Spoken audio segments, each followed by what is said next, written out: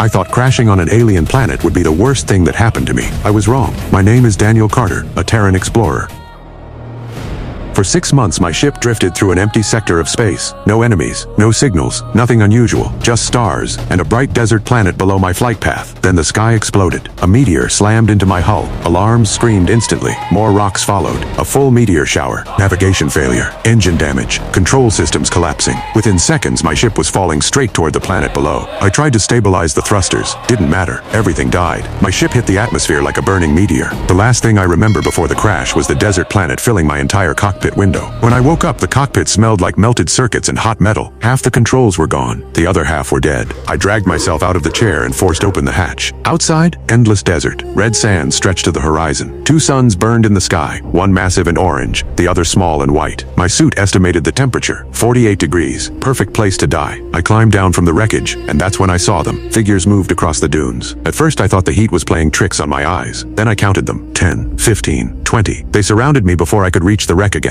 They were women, or something close to women. Each of them was at least 2 meters tall, with smooth skin the color of deep violet. No hair, not on the head, not anywhere. Thin glowing lines ran across their bodies. Gold and blue veins of light pulsed across their skin. Their eyes were completely black, no whites, just endless dark, and every one of them held a weapon that looked like a black crystalline spear. I reached for the pistol on my belt. Bad idea. One of them touched the side of my neck. My muscles locked instantly. Not pain, just paralysis. My body refused to move. The group parted, and another one stepped forward. She looked almost identical to the others, but something about her was different. Her glowing lines were brighter, more intricate, flowing across her shoulders and collarbone like living circuitry. She studied me the way a scientist studies a rare animal. Curious, careful. She placed a hand on my chest. Her skin was cold, much colder than the air. Her black eyes stared directly into mine. For a moment, neither of us moved. Then she spoke, perfect English. My name is Lyra, the daughter of our queen. A princess. Great. Captured by alien royalty. Her fingers were still resting against my chest, right above my heart. I realized she was feeling my pulse. Her glowing lines flickered faintly. Your heart accelerates when I touch you. She observed quietly. I finally managed to speak. My name is Daniel Carter, Terran explorer. Apparently now you're prisoner. She studied my face a moment longer, then she stepped back. We have been waiting for you. That was the moment I knew 2 things. First, I wasn't going home anytime soon. And second, I was no longer the most important species on this planet. They took me prisoner. For 3 days, we walked through the desert. No vehicles, no machines, just endless dunes and the 2 suns burning above us. Their technology was strange. Everything they carried looked alive. Their weapons were grown, not built. Black crystal structures that pulsed faintly with energy. Even the armor on their bodies seemed organic. Lyra stayed close during the journey, not like a guard, more like an observer, sometimes walking beside me in silence, sometimes asking questions about Earth, about human biology, about reproduction. Once, during the second night, she sat beside me while the others rested. You form bonds with individuals? Humans call it relationships? Yes. And attraction? Is it purely biological? Sometimes.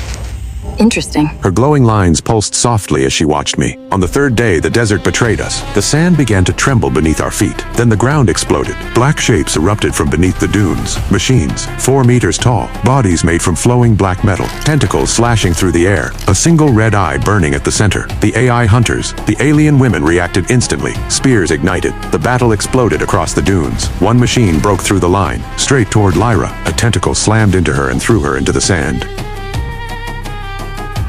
The machine raised a blade. It was about to kill her. I grabbed a fallen spear and drove it into the creature's red eye. The machine collapsed into black fragments. When the fight ended, the desert was silent. Lyra stood slowly. She looked at me. Her glowing lines pulsed softly. You risked your life. She said.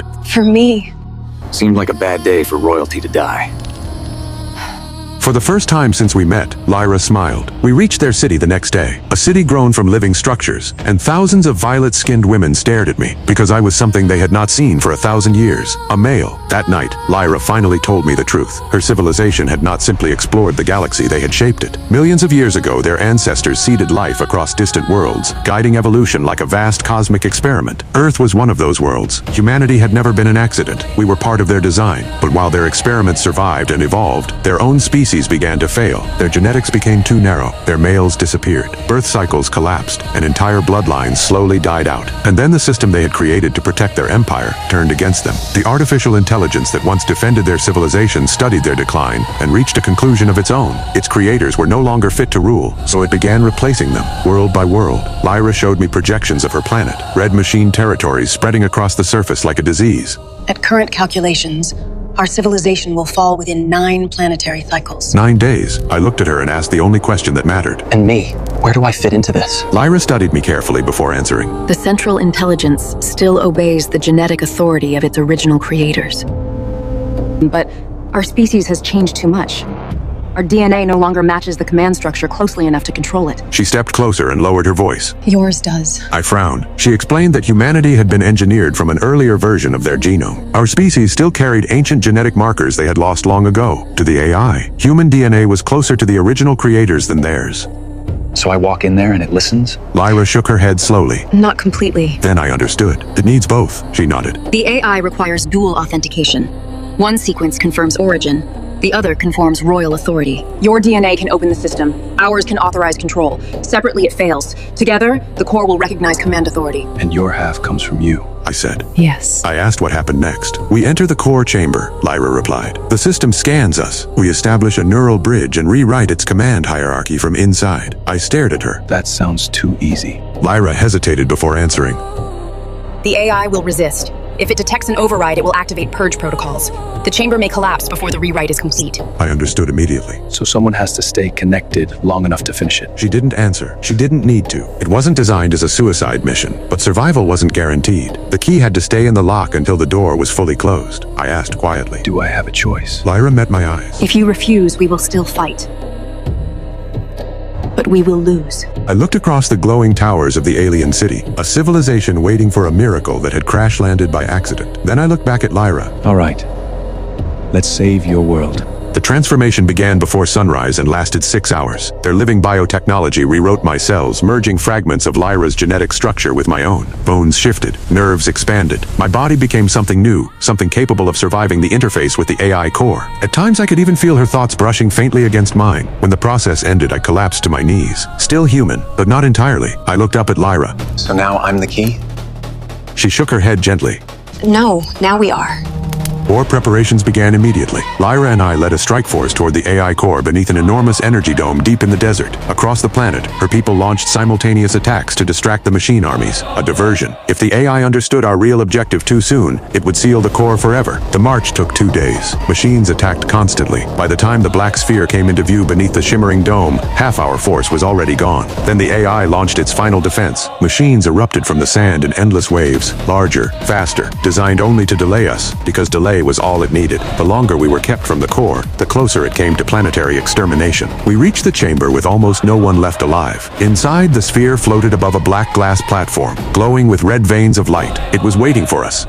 This is the point of no return. Lyra said quietly. I managed a tired smile. Been a lot of those lately. We stepped onto the platform together. The sphere unfolded around us. Genetic origin confirmed. Lyra placed her hand beside mine. Royal lineage confirmed. The voice spoke again. Command authority recognized. Then the neural bridge opened. Pain exploded through my skull as the AI flooded into my mind. I could feel it everywhere, inside every machine across the planet. I forced myself to focus as layers of command protocols unfolded in my thoughts. Disable war directive. Sever kill chains. Return all machine forces to dormant state. For a moment, it worked. Across the battlefield, entire machine formations froze. Then the AI activated its purge protocol. The chamber began to collapse around us. Daniel, Lyra shouted. If the core fails now, the rewrite resets. She was right. If we disconnected, everything would start again. How long? I asked. Minutes. We didn't have minutes. Then I saw the emergency conduit in the center of the platform. A direct founder control channel. Unstable, but fast. If I routed the override through it, the rewrite would finish instantly. Someone just had to stay connected long enough to push the command through.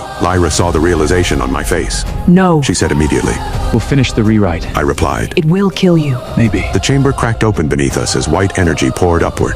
If we stop now, I said quietly. your people die. Lyra grabbed my arm desperately. We can find another way. But we both knew there wasn't another way. The key had to stay in the lock, and someone had to turn it. I placed my hand over hers. Get clear when the machines shut down, Bound. Daniel?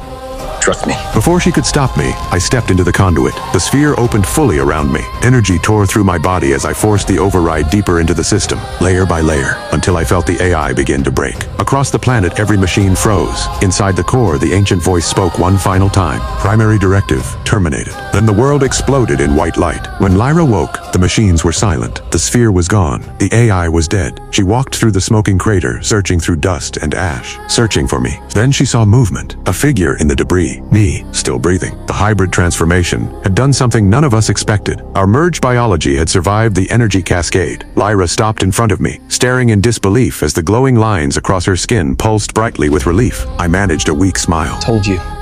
Stubborn. I arrived on this planet as an explorer. Now, I'm something else, standing beside Lyra, the princess who captured me in the desert, the woman whose DNA now runs through my veins, and maybe the beginning of an entirely new species.